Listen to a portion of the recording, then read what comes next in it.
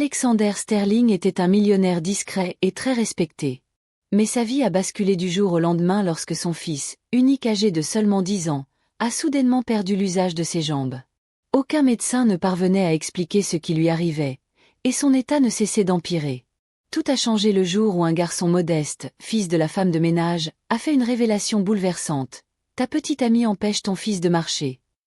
Ce que ce jeune garçon a ensuite dévoilé a laissé tout le monde sous le choc. Alexander arpentait les couloirs du Boston General Hospital pour la 5e fois ce mois-ci. Ses chaussures en cuir italien résonnaient sur le marbre brillant tandis qu'il poussait le fauteuil roulant de son fils Noah, âgé de 10 ans. 3 mois plus tôt, Noah courait encore dans les vastes jardins de leur propriété familiale. Aujourd'hui, il ne parvenait plus à bouger les jambes. « Papa, pourquoi j'arrive plus à marcher ?» demanda Noah d'une voix faible, tournant la tête vers son père. Ses yeux bleus, si semblables à ceux de sa mère défunte, étaient cerclés d'un violet inquiétant. Alexander posa affectueusement la main sur l'épaule de son fils. « Les médecins vont finir par trouver, mon champion. Papa te promet que tout ira bien. » Mais Alexander n'y croyait plus vraiment. Il avait dépensé une fortune en examens, consulté les meilleurs spécialistes du pays, et personne ne parvenait à comprendre ce qui se passait. Noah avait toujours été un garçon en pleine santé, dynamique, excellent élève. Puis il avait commencé à se plaindre de douleurs aux jambes. Ensuite, la faiblesse s'était installée. En moins d'1 mois, il ne tenait plus debout. « Monsieur Sterling », dit la docteure Michelle Rodriguez en apparaissant au bout du couloir. C'était une pédiatre expérimentée, recommandée par le meilleur établissement privé de la ville. « J'aimerais m'entretenir avec vous en privé. » Alexander embrassa le front de Noah. « Je vais juste discuter un instant avec la docteure, mon trésor. L'infirmière Lucie va rester avec toi, d'accord ?» Noah hocha la tête, mais Alexander vit bien la peur dans ses yeux. Il suivit Michelle jusqu'à son bureau, où elle ferma la porte avec précaution. « Je peux vous appeler Alexander ?» demanda-t-elle en s'asseyant derrière un bureau encombré de dossiers. Les résultats de Noah sont arrivés. Nous avons fait une IRM, un scanner, des analyses de sang complètes, des tests génétiques, une biopsie musculaire, absolument tout. Et alors, qu'est-ce que mon fils a ? Michel soupira. Justement, nous n'avons trouvé absolument rien. Aucun signe de tumeur, pas de maladie génétique, pas d'inflammation, pas de virus, pas de bactéries. D'un point de vue médical, Noah est parfaitement sain. Alexander fronça les sourcils. Mais enfin, il est en fauteuil roulant. Je sais, c'est précisément ce qui m'inquiète, répondit-elle en se levant pour regarder par la fenêtre. Lorsqu'aucune cause médicale évidente ne justifie des symptômes neurologiques graves, il faut envisager d'autres pistes. Quel genre de pistes ? Des facteurs extérieurs, changements dans l'environnement de l'enfant, traumatisme psychologique important, ou encore. Elle hésita. Ou quoi ? Dites-le. Une intoxication.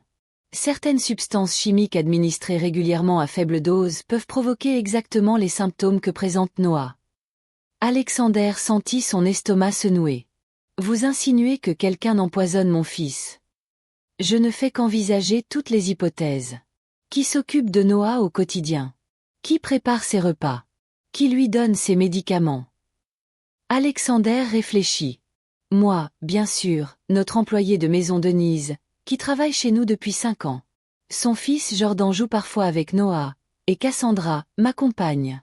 Depuis combien de temps Cassandra est-elle dans votre vie ? 1 an et demi. Elle est arrivée à une période très difficile. Je croulais sous le travail. Je n'avais pas encore fait le deuil de la mère de Noah. Cassandra a été comme un ange tombé du ciel. Michel prit quelques notes. Et elle s'occupe de Noah depuis qu'il est tombé malade. Oui, elle est formidable.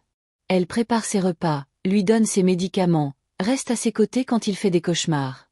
Je ne sais pas ce que je ferais sans elle. De retour dans leur maison de Beacon Hill, Alexander observait Cassandra en train de préparer le dîner de Noah. Elle était magnifique, toujours parfaitement coiffée, élégamment habillée. Sa voix douce apaisait n'importe quelle tension. Elle était entrée dans sa vie au moment où il en avait le plus besoin. « Alors, comment ça s'est passé à l'hôpital, mon amour ?» demanda Cassandra, remuant une soupe dans une petite casserole. « Les médecins ont découvert quelque chose. »« Toujours rien, répondit Alexander, la regardant avec une attention nouvelle, troublé par sa récente conversation avec Michel. C'est dommage, mais ne t'inquiète pas, chérie, je vais continuer à m'occuper de lui comme s'il était mon propre fils. Ce petit garçon compte plus que tout pour moi. À ce moment-là, Jordan entra dans la cuisine, fils de Denise. Il vivait avec elle dans la dépendance au fond du jardin. Un garçon de 13 ans, curieux, malin, très proche de Noah. « Monsieur Alexander ?» demanda Jordan, visiblement tendu. « Je peux vous parler ? C'est important. » « Bien sûr, que se passe-t-il » Jordan jeta un coup d'œil inquiet vers Cassandra, qui faisait semblant d'être absorbée par sa soupe. « C'est au sujet de Noah, monsieur. J'ai remarqué des choses étranges. » Le cœur d'Alexander s'accéléra. Quel genre de choses ? Madame Cassandra met toujours quelque chose dans l'assiette de Noah quand elle pense que personne ne regarde, et elle cache de petits flacons dans sa chambre. Ma maman m'a appris à ne pas fouiller dans les affaires des autres, mais je m'inquiète pour Noah. Cassandra éclata de rire un peu trop fort. Quelle imagination tu as, Jordan ? Ce sont simplement des vitamines que le médecin a prescrites. C'est important que Noah prenne bien ses traitements, tu sais. Mais Alexander remarqua qu'elle avait détourné les yeux, et il vit aussi Noah, qui jusque-là jouait dans le salon, se figer à l'écoute de la conversation. Jordan a raison de se soucier de Noah, dit Alexander calmement. Nous voulons tous qu'il aille mieux, n'est-ce pas ? Ce soir-là, après le dîner, Alexander attendit que tout le monde soit endormi. Il entra discrètement dans le dressing de Cassandra et fouilla méthodiquement. Derrière des boîtes de chaussures de luxe, il découvrit une petite boîte en bois dissimulée sous des pulls. À l'intérieur, plusieurs petits flacons en verre foncé. Alexander prit un flacon et lut l'étiquette à la lumière faible de la lune. L'écriture était minuscule, mais il réussit à déchiffrer. Kétamine, usage exclusivement vétérinaire, destiné à la sédation des grands animaux. Attention, peut provoquer faiblesse musculaire, troubles moteurs et problèmes neurologiques en cas de mauvaise utilisation. Tenir hors de portée des enfants. Ses mains tremblaient. Jordan avait dit la vérité.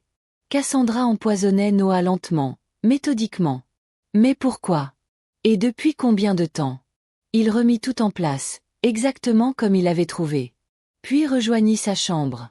Cassandra dormait paisiblement, le visage angélique. Comment avait-il pu être aussi aveugle ? Comment n'avait-il pas vu que la femme qui prétendait aimer son fils était en train de le détruire ?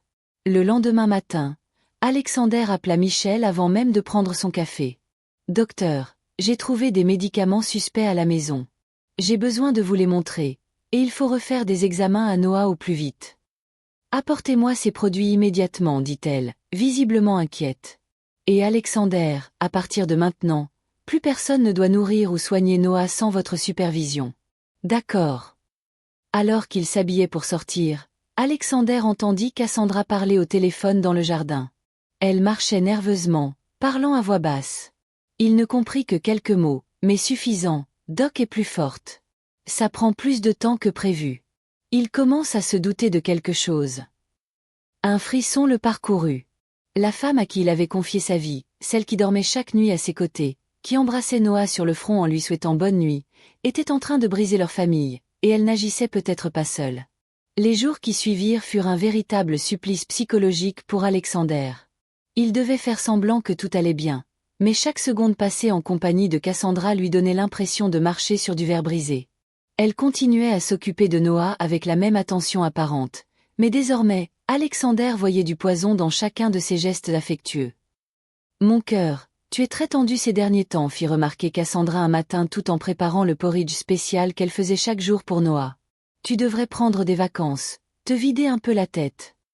C'est l'état de Noah qui me rend ainsi, répondit Alexander avec un sourire forcé, observant attentivement les gestes de Cassandra alors qu'elle ajoutait du miel et des fruits.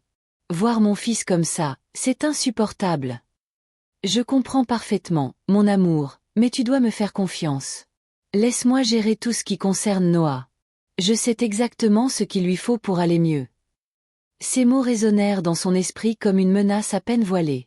Dès que Cassandra quitta la cuisine, Alexander jeta le porridge à la poubelle et le remplaça par des céréales qu'il prépara lui-même. « Pourquoi tu as jeté mon petit déjeuner, papa ?» demanda Noah quand son père lui apporta les céréales. « Je me suis dit que tu aimerais changer un peu.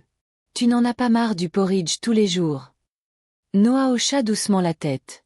Des fois, le porridge de Cassandra a un goût bizarre, mais elle devient triste si je ne le mange pas.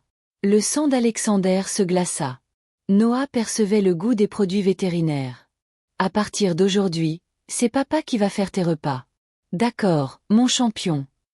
Ce même après-midi, pendant que Cassandra était au salon de coiffure, Alexander appela Daniel Ruiz.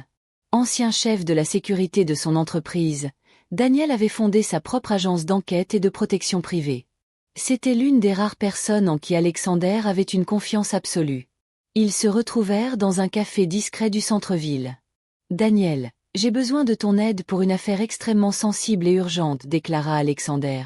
« Je t'écoute, tu sais que tu peux compter sur moi. » Alexander inspira profondément. « Je crois que Cassandra empoisonne Noah.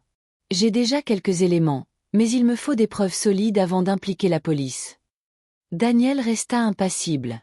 Il avait vu trop de choses pour être surpris. « Que veux-tu que je fasse ? » « Je veux des caméras cachées dans la cuisine, la salle à manger, la chambre de Noah et celle de Cassandra. Je veux aussi que tous les téléphones de la maison soient enregistrés, y compris son portable, si possible. Je peux installer tout ça demain matin pendant qu'elle est absente. Mais Alexander, si tu as raison, toi et ton fils êtes peut-être en réel danger. Je peux déployer une équipe de surveillance discrète autour de la maison. Pas encore. Si elle se doute de quoi que ce soit, elle pourrait précipiter ses plans ou fuir. Je dois comprendre exactement à quoi je fais face. En moins de 24 heures, tout le matériel était en place. Alexander commença à visionner les enregistrements depuis son bureau, prétextant à Cassandra une surcharge de travail. Ce qu'il découvrit dépassait ses pires craintes. Cassandra vérifiait toujours qu'elle était seule avant d'ouvrir un petit flacon et d'en verser quelques gouttes dans tout ce que Noah consommait. Elle agissait avec une précision froide, comme quelqu'un ayant répété le geste des centaines de fois. Ensuite, elle dissimulait le flacon à divers endroits, parfois dans la cuisine, parfois dans sa chambre, parfois même dans le garage. Mais le plus effrayant, ce furent les conversations téléphoniques enregistrées. Cassandra parlait régulièrement à un certain Marcus de calendrier de dosage et de progrès du traitement. Une discussion en particulier glaça le sang d'Alexander. « Marcus, le gosse réagit plus lentement que prévu, disait Cassandra. Il faudra peut-être augmenter la dose. Ne sois pas impatiente, Cassandra. Le processus doit sembler naturel, mais si le père commence à se méfier, il est peut-être temps d'accélérer un peu. Il a engagé des médecins privés, ils font trop d'analyses. Alors règle ça. Tu sais ce qu'il faut faire si ça dégénère. » Alexander comprit qu'il devait agir vite. Il demanda à Daniel de creuser le passé de Cassandra. 3 jours plus tard, Daniel entra dans le bureau d'Alexander avec un dossier épais rempli de documents, photos et coupures de presse. « Alexander, cette femme est bien plus dangereuse qu'on ne le pensait. »« Que veux-tu dire ? » Cassandra Miranda Santos n'est même pas son vrai nom. Elle s'appelle Elena Volkov. Elle est russe et vit illégalement aux États-Unis depuis 6 ans. Ces 5 dernières années, elle a eu des relations avec au moins 4 hommes très riches. Tous veufs, tous avec de jeunes enfants. Alexander feuilleta le dossier avec des mains tremblantes. La première photo montrait Cassandra, ou plutôt Elena, aux côtés d'un homme d'âge moyen à Miami. La légende disait, l'homme d'affaires Roberto Manz pleure la mort soudaine de son fils unique de 8 ans. Roberto Manz, il possédait une chaîne d'hôtels à Miami, expliqua Daniel. Son fils est mort brusquement d'une maladie neurologique non identifiée. 6 mois après, Cassandra a disparu avec plus de 2 millions de dollars depuis un compte commun. Alexander tourna la page et vit une autre photo, Cassandra rayonnante auprès d'un homme plus âgé à New York. Et lui, James Richardson, magnate de l'immobilier. Son fils de 9 ans est devenu paralysé sans explication. Richardson est mort dans un accident de voiture 2 ans plus tard. Cassandra a hérité d'une grande partie de sa fortune comme partenaire survivante. Les pages suivantes présentaient d'autres cas similaires. À chaque photo, chaque article, Alexander sentait une nausée croissante. Combien d'enfants cette femme a-t-elle blessé ? D'après ce qu'on a pu retracer, au moins 6 enfants sont morts ou sont restés handicapés. Et il y a autre chose que tu dois savoir. Quoi encore ? Daniel sortit une photo d'un homme d'environ 50 ans au visage banal et aux yeux d'une froideur inquiétante. Voici Marcus Volkov, le frère d'Elena. C'est lui le cerveau. C'est lui qui recrute les femmes, les forme, fournit les substances et orchestre les opérations. Ce n'est pas un duo isolé. Il y a un réseau international derrière tout ça. Alexander sentit un frisson glacé le traverser. Un réseau d'assassins d'enfants. Pas exactement. Ils sont plus subtils. Ils ne tuent presque jamais les enfants directement. Ils les affaiblissent, les rendent malades pour manipuler les émotions des pères, infiltrer leur vie, puis s'approprier leur richesse. Une fois l'argent acquis, ils disparaissent ou provoquent des accidents. Cette nuit-là, Alexander ne parvint pas à fermer l'œil. Il observait Cassandra dormir à ses côtés, se demandant combien de pères avant lui avaient vécu ce cauchemar, combien de familles avaient été brisées par cette organisation insidieuse. Le matin, Alexander reçut un appel de Michel. « Alexander, j'ai analysé les médicaments que vous m'avez apportés. Ce sont des substances vétérinaires extrêmement puissantes, utilisées pour sédater de grands animaux. Administrés à petite dose de façon régulière, ils provoquent exactement les symptômes neurologiques que présente Noah. Il y a un traitement. Mon fils pourra s'en remettre complètement. Oui, mais ce sera un processus long. Plus l'exposition aux toxines a duré, plus la récupération sera difficile. Il faut arrêter immédiatement l'intoxication et commencer un protocole de détoxification. » Alexander raccrocha et réalisa que Cassandra se tenait dans l'encadrement de la porte du bureau, le fixant avec une expression qu'il ne lui avait jamais vue auparavant. « Tu parlais à qui, mon chéri ?» demanda-t-elle, mais sa voix sonnait étrange, plus froide, presque tranchante. « Juste des affaires, répondit Alexander, tentant de garder une voix posée. Cassandra s'approcha lentement et posa délicatement ses mains sur le visage d'Alexander. « Tu sais que tu peux me faire confiance pour n'importe quoi, hein? Je ferai absolument tout pour toi et pour Noah. Absolument tout. » Alexander esquissa un sourire forcé, mais en lui-même, il élaborait fébrilement un plan. Il devait sauver Noah avant que Cassandra ne découvre qu'il avait compris toute la vérité. Alexander savait que le temps lui était compté. Les conversations interceptées entre Cassandra et Marcus montraient qu'il perdait patience face à la lenteur du processus, et Noah paraissait chaque jour plus faible. Il était temps d'agir. « J'ai un déplacement important à Chicago demain, annonça Alexander au dîner. Plusieurs réunions avec des investisseurs que je ne peux pas reporter. » Cassandra releva la tête, visiblement intéressée. « Quel dommage, mon amour. Tu vas être absent combien de temps? » « Au moins 3 jours, peut-être 4 si les négociations s'éternisent. » Un sourire à peine perceptible traversa le visage de Cassandra. « Ne t'inquiète pas pour la maison. J'aurai tout le temps de m'occuper de Noah.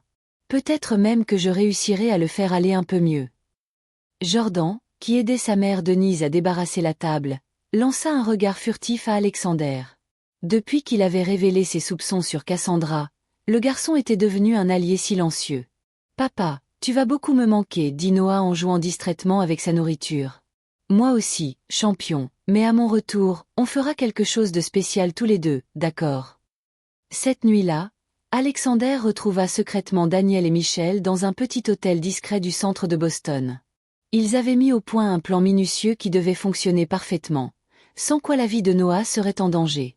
« Je vais faire semblant de partir en voyage, mais en réalité, je vais me cacher dans l'abri des équipements de la piscine, expliqua Alexander en dépliant un plan détaillé de la propriété. De là, je pourrai observer la maison principale et suivre tout ce qui se passe via les caméras sans être repéré. Micheline, j'arriverai vers 10 heures du matin en prétendant venir faire quelques examens de routine à Noah. Cela me permettra de rester sur place et de garder Cassandra à l'œil. » Daniel ouvrit un plan tactique. « J'ai 6 hommes positionnés tout autour de la propriété. 2 à l'entrée principale, 2 à l'arrière et 2 sur les côtés. On a aussi installé des caméras supplémentaires cette nuit dans des angles qu'elle ne connaît pas. Si Cassandra tente quoi que ce soit, on la prendra la main dans le sac. »« Et si elle sent qu'on est sur sa trace ?» demanda Alexander, nerveux. « C'est pour ça que Michel devra jouer la comédie à la perfection. Cassandra ne doit avoir aucun doute, le moindre soupçon et elle pourrait agir dans la panique. » Le lendemain matin, Alexander exécuta soigneusement sa mise en scène. Il plaça les valises dans le coffre de sa Mercedes, vérifia les faux documents et les billets que Daniel avait préparés, et embrassa longuement Noah. Il embrassa ensuite Cassandra sur la joue, la regardant droit dans les yeux. « Prends bien soin de mon fils. Toujours, mon amour, tu peux partir l'esprit tranquille. » Alexander conduisit ostensiblement jusqu'à l'aéroport Logan, puis revint discrètement par une route secondaire qui contournait sa propriété. Il gara sa voiture dans une zone isolée et entra par l'arrière pour se réfugier dans l'abri de la piscine. De là, il avait une vue directe sur la maison principale et pouvait tout suivre grâce à une tablette configurée par Daniel, reliée aux caméras de surveillance. 2 heures plus tard, il vit la voiture de Michel entrer sur le domaine. Cassandra ouvrit la porte avec ce sourire qu'Alexander reconnaissait maintenant comme parfaitement faux. « Docteur Michel, quelle agréable surprise! Alexander ne m'avait pas dit que vous veniez aujourd'hui. »« C'était une décision de dernière minute, » répondit Michel avec naturel. « Comment Noah réagit-il au nouveau traitement que je lui ai prescrit ?» Alexander vit la tension dans la posture de Cassandra malgré ses efforts pour rester détendu. Il est encore plus faible, à vrai dire. Certains jours, il ne peut même pas sortir du lit. Michel entra dans la maison, et Alexander suivit toute la scène à travers les caméras intérieures. Elle examina Noah dans sa chambre avec attention, lui posant des questions sur son sommeil, son appétit, son énergie. « Noah, raconte-moi un peu comment tu te sens ces derniers jours, demanda-t-elle doucement en s'asseyant au bord du lit. « Très fatigué, docteur, et parfois la nourriture a un goût bizarre qui me donne mal à la tête. » Michel lança un regard discret vers l'une des caméras. « Quel genre de nourriture ? » Cassandra fait toujours des soupes et des jus spéciaux pour me rendre plus fort, mais ça a souvent un goût de médicament. Je peux voir où elle prépare tout ça. Cassandra, restée dans l'embrasure de la porte, hésita visiblement. « Bien sûr, docteur, suivez-moi à la cuisine. » Alexander, tendu, observait chaque détail pendant que Michel inspectait les lieux, posant des questions sur les ingrédients et les méthodes de préparation. Cassandra répondait à tout, mais Alexander voyait qu'elle perdait peu à peu son sang-froid. « Et ce tiroir-là » demanda Michel en désignant un meuble que, selon Alexander, contenait certains des flacons suspects. « Juste des épices spéciales que j'utilise pour les recettes de Noah, répondit Cassandra aussitôt. Rien d'extraordinaire. Michel passa tout l'après-midi dans la maison, tenant compagnie à Noah et observant Cassandra avec une vigilance discrète. Vers 4 heures, elle annonça « Je pense que Noah a besoin de repos maintenant. Je vais lui préparer une petite collation avant de partir. »« Ce n'est pas la peine, docteur. Je m'en occupe toujours. Je vous assure, ça me fait plaisir de m'occuper de ce petit garçon si spécial. » Alexander vit clairement l'agitation de Cassandra. Elle n'aimait pas que Michel prenne le contrôle de la nourriture de Noah, mais elle ne pouvait pas trop protester sans paraître suspecte. Michel prépara une simple soupe de légumes pendant que Cassandra la surveillait du coin de l'œil, comme un faucon en chasse. Mais au moment où Michel sortit brièvement pour aller chercher quelque chose dans sa voiture, Cassandra passa à l'action, exactement comme prévu. Alexander suivait la scène en direct depuis sa tablette, enregistrant tout. Il vit Cassandra ouvrir rapidement le tiroir secret, prendre un petit flacon de liquide transparent et verser plusieurs gouttes dans la soupe que Michel venait de préparer.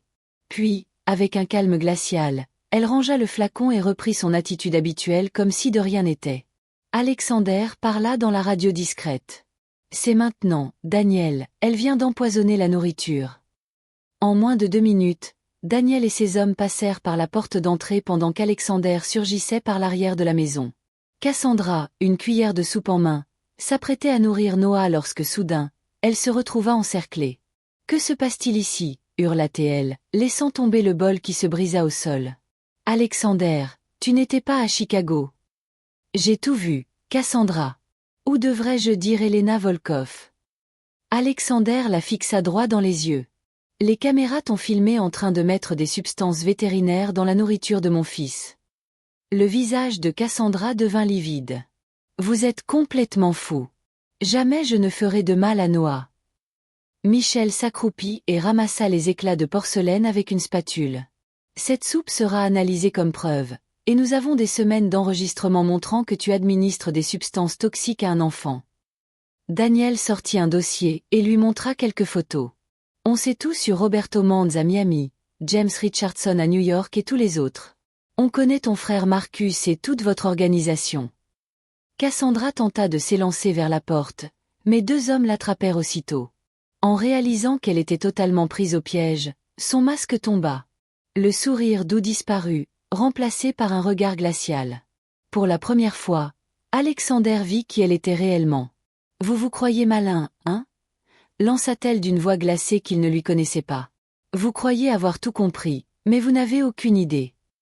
La police arriva à cet instant, mais avant qu'il ne puisse la menotter, Cassandra éclata d'un rire amer. Je ne suis qu'un pion dans ce jeu, Alexander. Il y a des gens bien plus puissants et bien plus dangereux derrière tout ça. Des gens qui n'apprécieront pas du tout que leur plan soit ruiné par un petit homme d'affaires qui se prend pour un détective. Daniel la menotta lui-même. De qui parles-tu? Cassandra fixa Alexander avec une haine pure dans les yeux. À vous de le découvrir. Mais écoutez bien, sauver Noah n'était que le début de vos ennuis. Cette organisation a des tentacules dans des endroits que vous ne soupçonnez même pas. 3 semaines après l'arrestation d'Elena Volkov, Alexander se trouvait au centre de rééducation pédiatrique de Boston, observant Noah faire ses exercices de physiothérapie. Le garçon parvenait déjà à bouger les pieds et travaillait dur pour renforcer les muscles de ses jambes. « Papa, regarde » s'exclama Noah avec enthousiasme, réussissant à plier son genou droit sans assistance. « La kiné a dit que je progresse super vite. »« Tu es un vrai champion, mon fils » répondit Alexander, les yeux embués de larmes de soulagement. « Bientôt, tu courras à nouveau dans le jardin. » Michel s'approcha, un sourire sincère aux lèvres. Noah répond au traitement de détoxification encore mieux que prévu. Son organisme élimine les toxines plus rapidement que dans la plupart des cas que j'ai vus. « Et combien de temps avant qu'il ne soit complètement rétabli ?» demanda Alexander. « Si ça continue comme ça, il pourra marcher normalement dans 2 mois, et dans 4, il pourrait même refaire du sport. » Alexander ressentait une gratitude immense, mais les menaces d'Elena au sujet d'une organisation bien plus vaste troublaient ses pensées. C'est alors que Daniel apparut à la porte de la salle de kiné, l'air grave. « Alexander, il faut que je te parle d'urgence » dit-il d'une voix tendue. Ils sortirent dans le couloir. « Les enquêtes de la police révèlent des choses encore plus inquiétantes qu'on ne l'imaginait » commença Daniel. « Le réseau criminel d'Elena et Marcus est bien plus vaste et organisé que prévu. » « Qu'est-ce que vous avez découvert ?» Daniel sortit un dossier rempli de documents. Interpol enquête sur des cas similaires dans au moins 15 pays. Il s'agit d'un réseau international de femmes entraînées à s'infiltrer dans des familles riches et à cibler les héritiers. L'opération est connue sous le nom de Projet Héritier. Alexander frissonna. Combien de familles ont été touchées? Rien qu'au cours des 10 dernières années, on a recensé plus de 80 cas confirmés. Des enfants morts, rendus invalides ou simplement disparus, des familles ruinées, dévastées, et les responsables. Daniel tourna quelques pages. Marcus Volkov n'est qu'un coordinateur régional.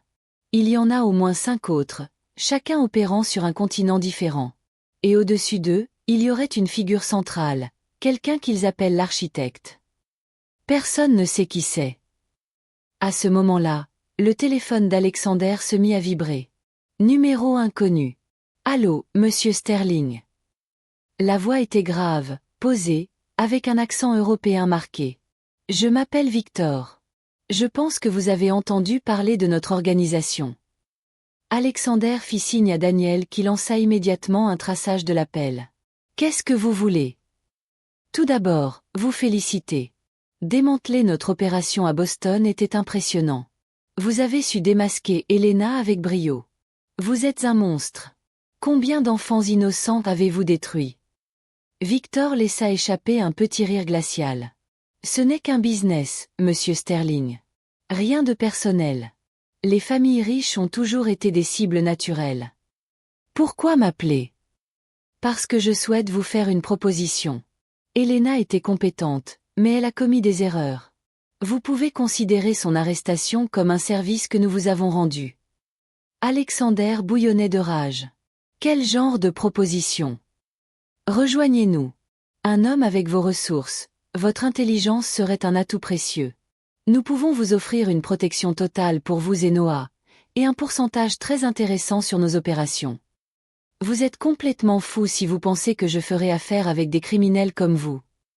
Réfléchissez bien, Alexander. Nous avons des alliés partout, médecins, avocats, juges, policiers. Si vous devenez une menace, il n'y aura nulle part au monde où vous et votre fils serez en sécurité. Alexander sentit le sang se glacer dans ses veines. Est-ce une menace? Disons une opportunité. Mais si vous préférez y voir un avertissement, libre à vous. Méfiez-vous de ceux qui vous entourent. Tout le monde n'est pas ce qu'il semble être. La ligne fut coupée avant que Daniel ne puisse finaliser le traçage. Tu as pu localiser l'appel. Ça venait d'un satellite européen, mais redirigé à plusieurs reprises. Impossible de remonter à la source réelle. Alexander retourna dans la salle de kinésithérapie. Noah continuait ses exercices avec Jordan à ses côtés. Ce dernier le faisait rire avec des blagues pendant qu'il l'aidait à soulever les jambes. Jordan a été incroyablement courageux, dit Michel. Sans lui, on aurait peut-être découvert la vérité trop tard. Alexander regarda Jordan avec une immense reconnaissance. Ce garçon de 13 ans avait littéralement sauvé la vie de son fils. Jordan, je veux que toi et ta mère veniez vivre dans la maison principale. Ce n'est plus sûr de rester dans le pavillon des employés. Vraiment, monsieur Alexander, s'exclama Jordan. Ça va être comme avoir un frère. Noah sourit lui aussi, son premier vrai sourire depuis des mois. Dès que je marcherai mieux, on jouera au foot dans le jardin. Denise, la mère de Jordan, apparut à la porte avec un bouquet de fleurs fraîches. Monsieur Alexander, la police est passée ce matin. Ils vont laisser des agents en civil surveiller la propriété. C'est temporaire, expliqua Alexander. Le temps qu'on soit sûr qu'il n'y a plus de menaces. Les semaines suivantes, l'affaire devint un sujet national. Les émissions de télévision, les journaux et les magazines évoquaient ce réseau international visant les enfants de familles riches. D'autres victimes commencèrent à témoigner, racontant des histoires similaires classées à l'époque comme maladies mystérieuses ou accidents inexpliqués. La pression médiatique mena à la création d'une task force internationale chargée de démanteler le projet héritier. Elena fut condamnée à la perpétuité, mais elle refusa de donner le moindre nom concernant les niveaux supérieurs de l'organisation. Noah poursuivait sa rééducation à une vitesse remarquable. Au bout de 6 semaines, il parvenait à se tenir debout seul. Au bout de 8, il faisait quelques pas avec assistance. Les médecins parlaient de l'un des cas de rétablissement les plus rapides qu'ils aient jamais vus. Un matin, alors qu'Alexander prenait son café, Daniel l'appela avec des nouvelles importantes. On a fait une grosse avancée. Marcus Volkov a été capturé hier à l'aéroport de Zurich. Il tentait de fuir avec de faux papiers et plus de 5 millions de dollars en diamants. Alexander sentit une vague de soulagement mêlée d'angoisse à cause des menaces de Victor. Grâce à l'arrestation de Marcus, la police a pu accéder à des serveurs sécurisés de l'organisation. Au moins 12 autres femmes ont été identifiées comme agents actifs dans divers pays. Toutes ont été arrêtées dans les dernières 48 heures. Alors, ça veut dire que tout est terminé. Daniel hésita. Le réseau a subi un coup dur, oui, mais les enquêtes montrent que les niveaux les plus élevés de l'organisation sont toujours intacts. Le fameux architecte n'a pas encore été identifié. Ce soir-là, une fois tout le monde endormi, Alexander resta seul dans son bureau, songeur. Il savait que le danger n'était pas complètement écarté. L'organisation était toujours en activité, et Victor avait été clair. Le projet héritier n'était peut-être pas encore détruit, mais Alexander Sterling allait faire tout ce qui était en son pouvoir pour qu'il ne s'approche plus jamais de son fils.